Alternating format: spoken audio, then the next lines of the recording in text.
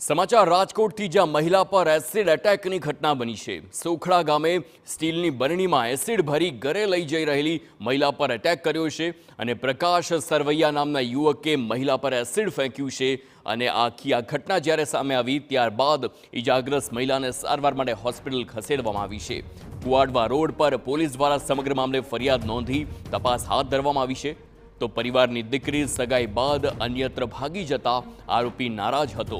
આરોપી અવારનવાર ઘરે આવી પરિવારજનોને ધમકી આપતો હતો તે ખુલાસો થયો છે।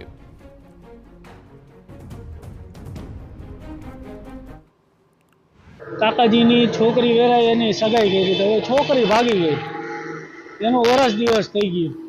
હવે શું ખબર એને અમે કે ઘણી વાર સમજાવતા અમારા ઘરે આવતો હતો કે ભાઈ સારી રીતે તેને સમજાવતા હતા કે ભાઈ તું બીજે પૈણી જા, હવે ઈ વહી ગઈ તો વહી ગઈ, બરોબર। હવે એને હવે આખું જગ તો છોડાતું નથી। દર વખતે ઘરે આવીને આવી રીતે ધમકી મારતો હતો અમને કે ભાઈ મને એને ગોતી દો કે। હવે અમને નથી ખબર ઈ ક્યાં ભાગી ગઈ, એને કઈ સરનામા થોડા હોય।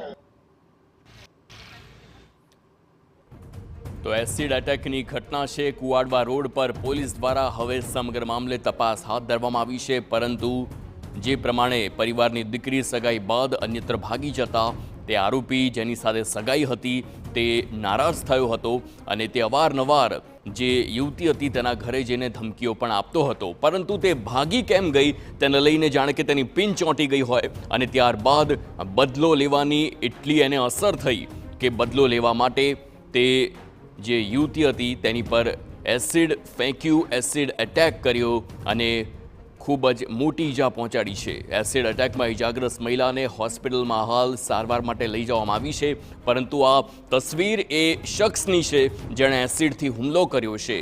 ઘટના કોઈ પણ હોય પણ આવી રીતે જ્યારે કાયદાને હાથમાં લેવામાં આવે છે તો ચોક્કસથી કાર્યવાહી થવી જ જોઈએ।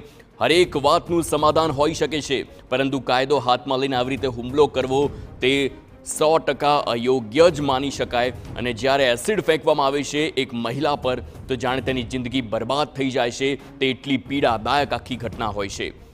તે આ શખ્સ સ્ટીલની બરણીમાં એસિડ લઈને આવ્યો અને ત્યારબાદ હુમલો કર્યો હતો।